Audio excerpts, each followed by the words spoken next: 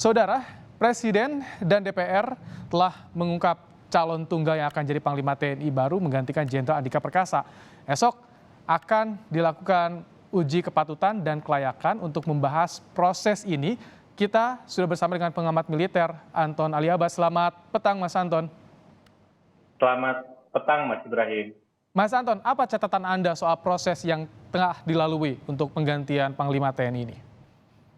Iya, terima kasih Mas Ibrahim. Kalau saya ngelihat apa yang tadi hari ini disampaikan oleh Ketua Komisi 1 Ibu Mutia Hafid, kelihatannya dan ini juga dugaan saya, ini tidak akan banyak mengalami ganjalan, gitu selayaknya ketika waktu Marsikal Hadi Cahyanto ataupun Jenderal Andika Perkasa diajukan oleh Presiden ke DPR, itu akan berlangsung mulus. Karena kalau melihat tadi pernyataan Ibu Mutia Hafid hari ini bahwa besok paparannya 20 menit dari calon Panglima, lalu akan setiap fraksi diberi kesempatan 7 menit untuk melakukan pendalaman. Jadi kelihatannya saya cuma cenderung ya ini hanyalah sekadar business as usual, tidak akan ada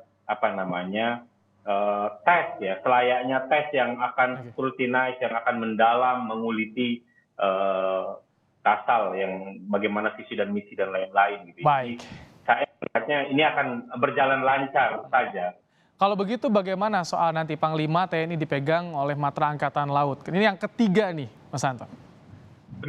Betul, akhirnya bagi saya ini Presiden mengakhiri sikap anomali karena sebelumnya kan itu ada bergiliran, ya ada darat, laut, darat, udara, lalu juga kita Presiden sudah menunjukkan ada poros maritim, tapi kemudian baru sekarang akhirnya ditunjuk. Tentu saja bagi saya penunjukan KSAL Laksamana Yudho Margono ini merupakan hadiah terindah. Karena tanggal 5 nanti itu ada namanya Hari Armada. Jadi ini saya pikir ini kado terindah untuk memperingati Hari Armada yang akan jatuh pada tanggal 5 Desember. Itu satu. Lalu memang kalau kita melihat kebutuhan per hari ini juga ada sedikit ancaman, ada dinamika baik di darat maupun di laut. Tapi di laut kita ada Laut Cina Selatan, lalu juga ada di Asia Timur. Mau tidak mau memang kan ada ancaman maritim, beban atau tanggung jawab yang dimiliki oleh seorang Laksamana Yudho Margono menjadi penting. Bagaimana kemudian kita bisa memanfaatkan Kogab Wilhan, karena beliau juga mantan Pangkogab Wilhan, ini bagaimana meningkatkan interoperabilitas dari tiga matra ini sama-sama bisa secara efektif kemudian menghadapi ancaman dari. Mas Anton, kalau Anda lihat bagaimana kebersamaan Laksamana Yudho Margono dengan Jenderal Andika tadi sore hadiri pelepasan Task Force Maritim?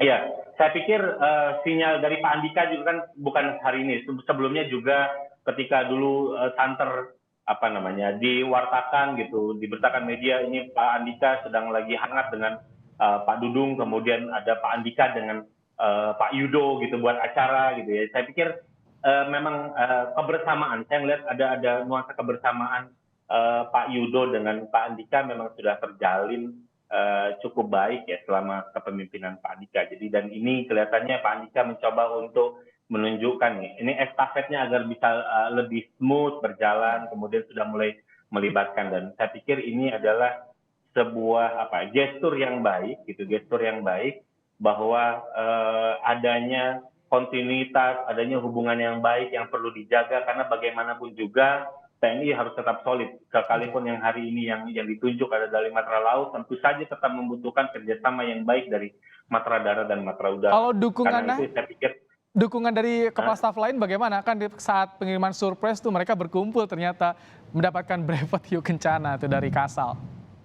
Ya, memang kelihatannya Kasal juga memang membuat momen ya, momen pada hari H tanggal 28 kemarin, membuat momen ada acara kebersamaan tiga matra kemudian berkumpul, lalu juga ada ketua DPR di sana. Saya pikir itu adalah simbol yang baik yang menunjukkan bahwa waktu itulah siapapun yang akan kemudian diberikan mandat oleh presiden itu akan didukung oleh yang lainnya. Saya pikir ajekan kebersamaan ini, harmoni ini yang memang kemudian harus diinstitusionalisasi, yang diwujudkan tidak hanya sekedar dari gestur mereka di level pimpinan, tapi kemudian Baik. bisa dituangkan ke sampai level bawah. Baik, terima kasih Mas Anton Aliabas, pengamat militer, telah menyampaikan pandangannya soal bagaimana nih proses penggantian Panglima TNI yang tengah bergulir hingga saat ini. Terima kasih, Mas Anton.